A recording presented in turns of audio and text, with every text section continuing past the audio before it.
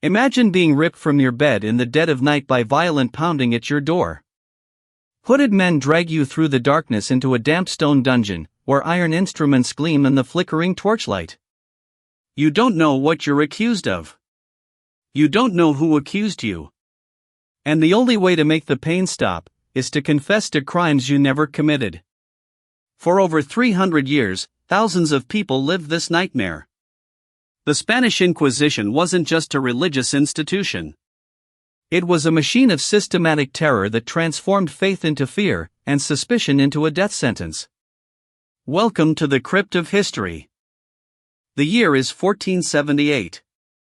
The Catholic monarchs, Ferdinand of Aragon and Isabella of Castile, have just unified Spain after centuries of fragmentation. But this newborn nation had a problem in the eyes of its rulers: religious diversity. Jews, Muslims, and Christians had lived side by side on the Iberian Peninsula for generations.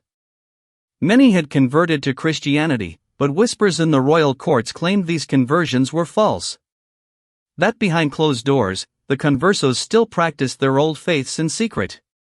With the blessing of Pope Sixtus IV, the tribunal of the Holy Office of the Inquisition was born. Its stated purpose was to protect the purity of the Catholic faith. Its actual legacy would become one of the darkest chapters in human history. To understand the Spanish Inquisition, we need to understand the world that created it. Medieval Europe viewed heresy not merely as sin, but as a crime against society itself.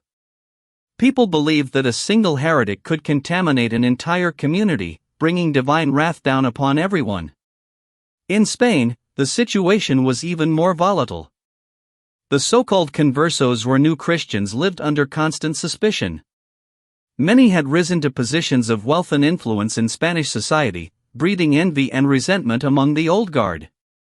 The Inquisition became the perfect weapon. In God's name, you could eliminate your competition, seize their fortunes, and silence your enemies. Religion was the justification. Power and money were the true motivations. No name became more synonymous with inquisitorial terror than Tomás de Torquemada. Appointed Grand Inquisitor in 1483, this Dominican friar transformed the Inquisition into a machine of terrifying efficiency. In a bitter twist of irony, Torquemada himself had converso ancestry, but this only seemed to fuel his persecutory zeal.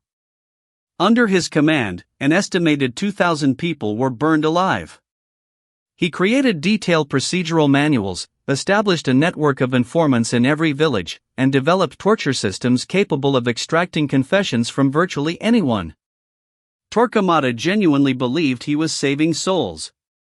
To him, the temporary pain of the body was a small price for eternal salvation.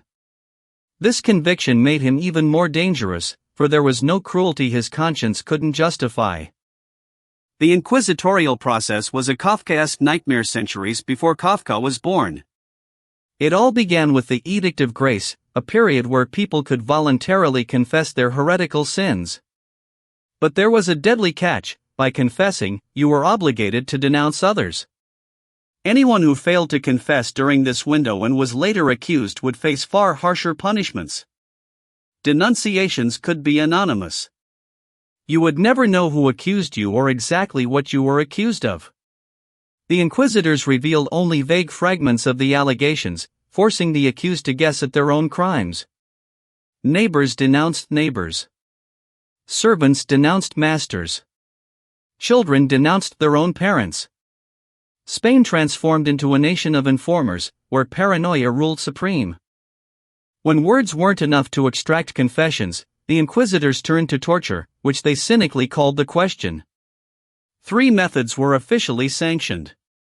The garrucha, known in English as the strappado, suspended victims by their wrists bound behind their back, slowly dislocating their shoulders while weights were added to their feet.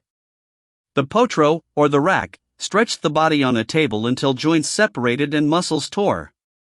The taca forced water down the throat using a cloth, a technique that survives to this day as waterboarding.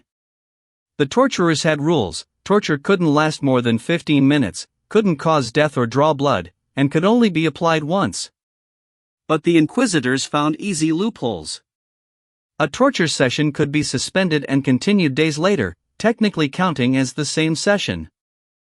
The auto de fe, the act of faith, was the Inquisition's grand finale, a public spectacle that combined religious theater with mass execution. The population was compelled to attend. To refuse was to admit sympathy with the heretics. The condemned marched in procession wearing the sambenito, a yellow tunic decorated with flames and demons.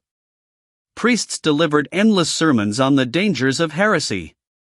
Those who had confessed and repented were reconciled, escaping with penances and the seizure of their property. The unrepentant and the relapsed met a different fate. They were handed over to the secular arm for execution, since the church could not officially spill blood. The hypocrisy was absolute. The inquisitors condemned, then washed their hands of the killing. The pyres were lit at dusk, and the smell of burning flesh hung over Spanish cities as a reminder of the price of dissent.